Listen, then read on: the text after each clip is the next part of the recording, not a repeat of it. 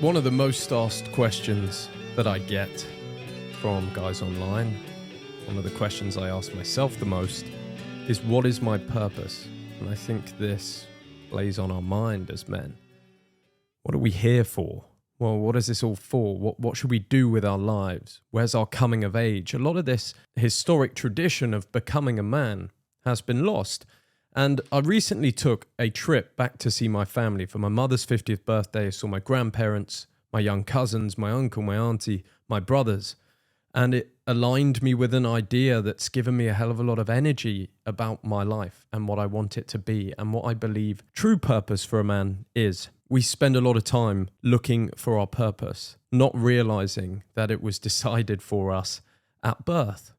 And I think a man's purpose is incredibly simple. Not easy, but simple.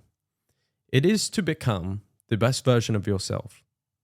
And if you can, to have children and teach that best version of yourself to them so they can continue your legacy. Your entire life is to train yourself in the world, to train your body, to train your mind, to train your habits and your discipline, so that when you have children, you become their example.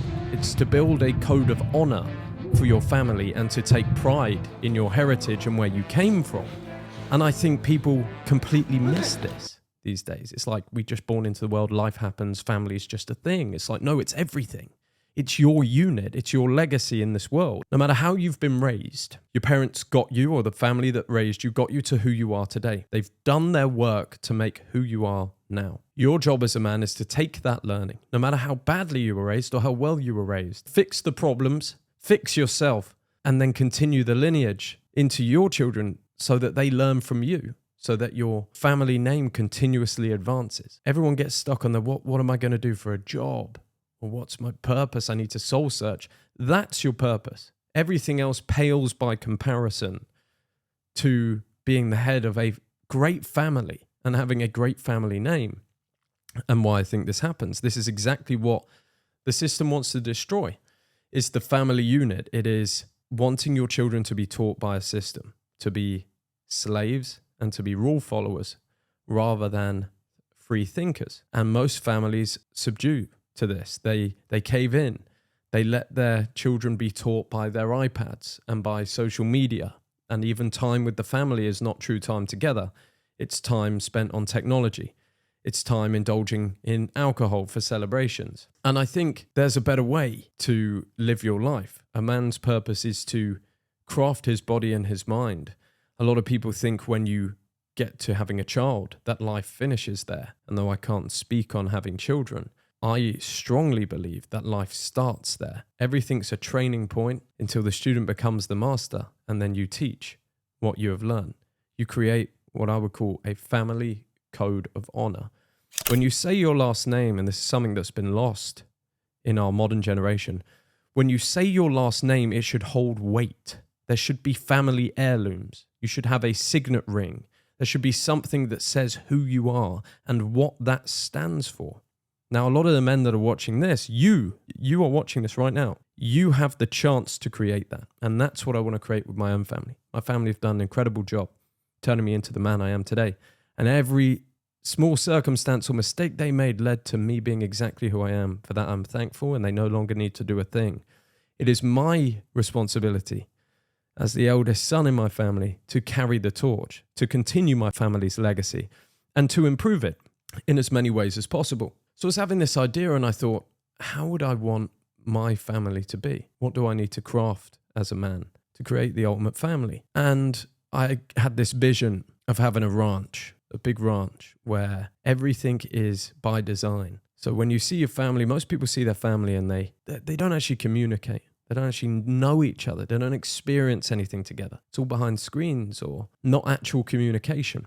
I wouldn't want that for my family. I'd have a ranch, and the focus of the ranch would be to bring the family together, to teach the youngers how to live and dominate in this world, to build the family legacy. I had this idea that people would come, there would be no phones, no technology that would be taken. You'd have like an hour a day to look at your phone, sauna, ice bath, breath work in the mornings. The men go out and hunt or spar or teach each other to fight, a daily training session in the gym, cooking and eating fresh food, no snacks, no alcohol, not getting together to drink, getting together to experience each other, to encourage each other, to learn from each other. And that really excites me. This is a totally raw and just a bit of an essay that I wrote, just something that's been going on in my mind. But that idea that family is possible for me is very exciting, and I hope it might be exciting to you. The reason you're becoming the greatest, the reason you turn up, the reason you're disciplined is because one day your family will learn from you. One day you will set the ultimate example. And most people think life stops there. They think that, oh, I can take my foot off the gas. But every time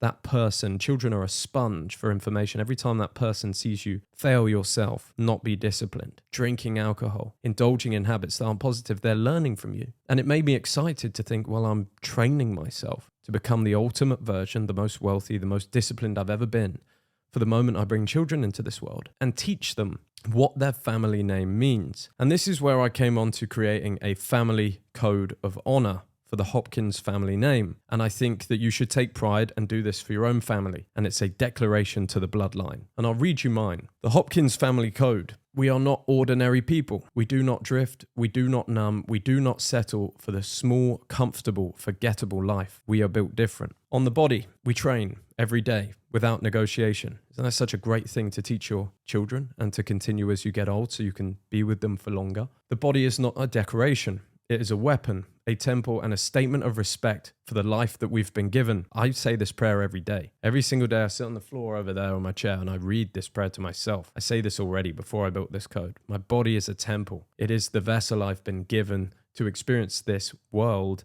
It is an absolute blessing, and I will make it the strongest it has ever been. We do not allow ourselves to go soft. We do not make excuses. We pass this discipline to our children before we pass them anything else. A Hopkins does not get fat and call it living. A Hopkins gets strong and calls it the minimum. On the mind, we read, we think, we question, we sit in silence long enough to hear ourselves. We do not fill every hour with noise, screens, and distraction.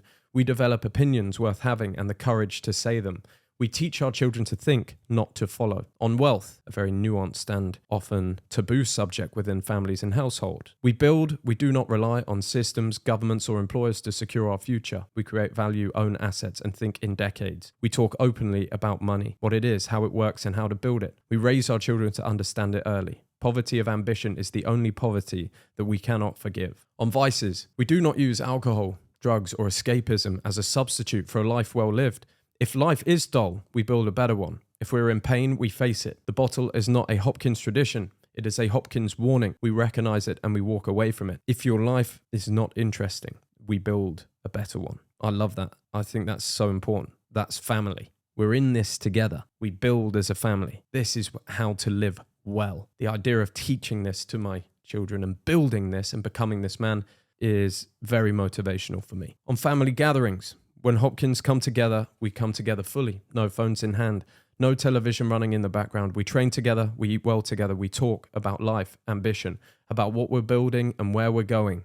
The children run, play, spar, and are encouraged to be alive. Our homes are oases, not entertainment centers. On legacy, every Hopkins alive today is standing on decisions made before them. Every Hopkins yet to come will stand on ours. We take that seriously. We ask ourselves, what kind of ancestor am I being?